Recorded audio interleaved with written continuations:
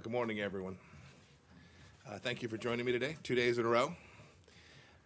And thanks to Secretary Esper, Attorney General Barr, and National Security Advisor O'Brien for being with me on this important occasion.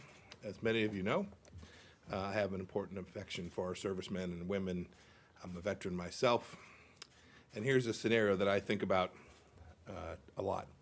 Imagine an American soldier, sailor, airman, Marine, or an intelligence officer is on leave with his or her family, maybe on a beach in Europe.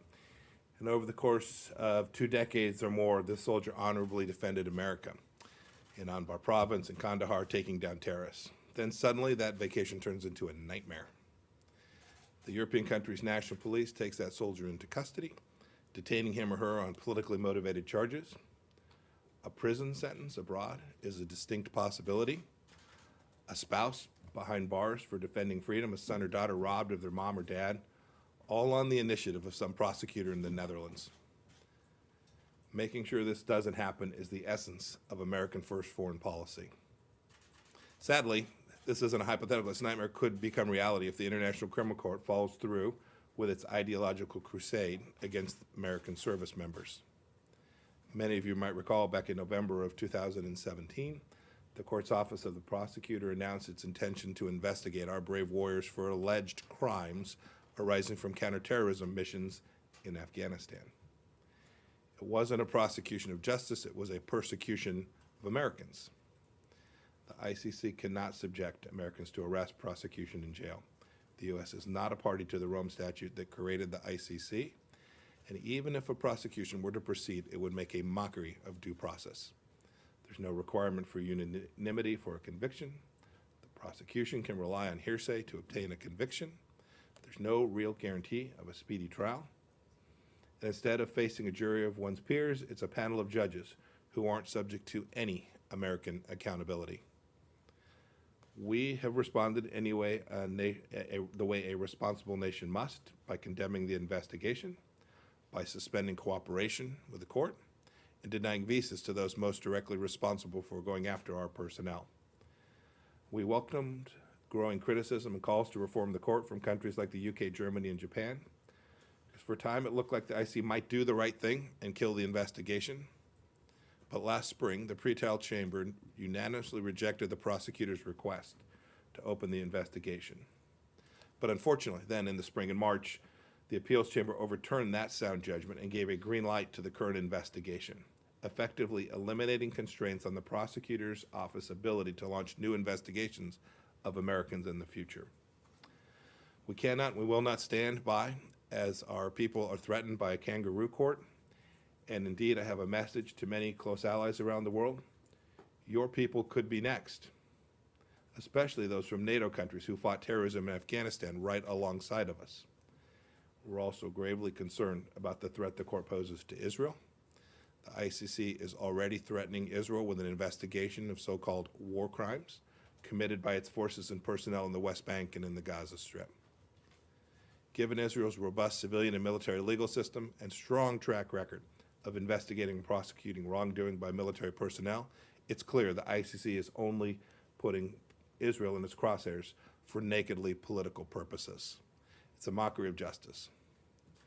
More than 300 members of Congress, Republicans and Democrats alike, recently sent me letters asking the United States to support Israel in the face of the ICC's lawless, politicized attacks.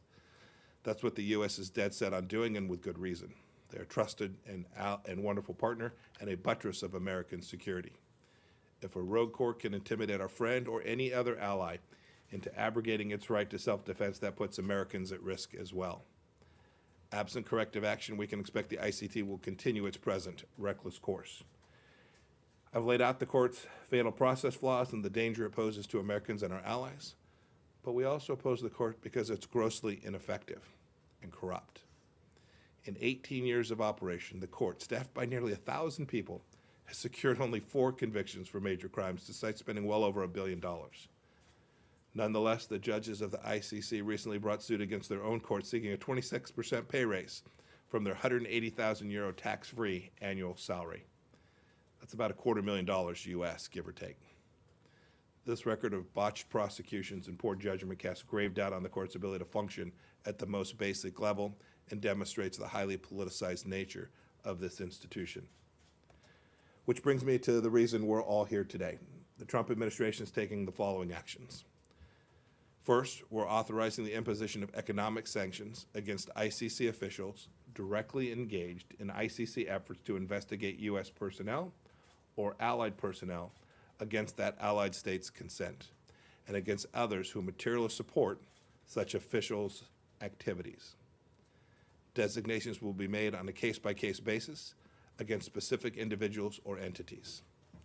And second, the United States is expanding visa restrictions for officials directly engaged in those same investigations. We're extending and expanding these restrictions to include their family members.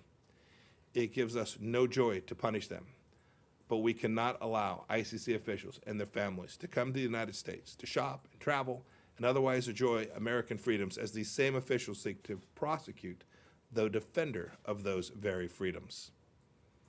I'll close by saying this. Never forget the American commitment to real justice and accountability. From the Nuremberg and Tokyo trials after World War II to the more recent Yugoslavian Rwanda tribunals, the United States has always sought to uphold good and punish evil under international law. We will continue to do so. When our own people do wrong, we lawfully punish those individuals, as rare as they are, who tarnish the reputation of our great U.S. military and our intelligence services.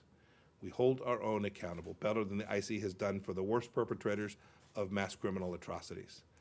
Today we stand for more clarity, we stand for sovereignty, we stand for our citizenry, and I want to thank each of you for being up here with me today, and I'll turn the podium over to Secretary Esper.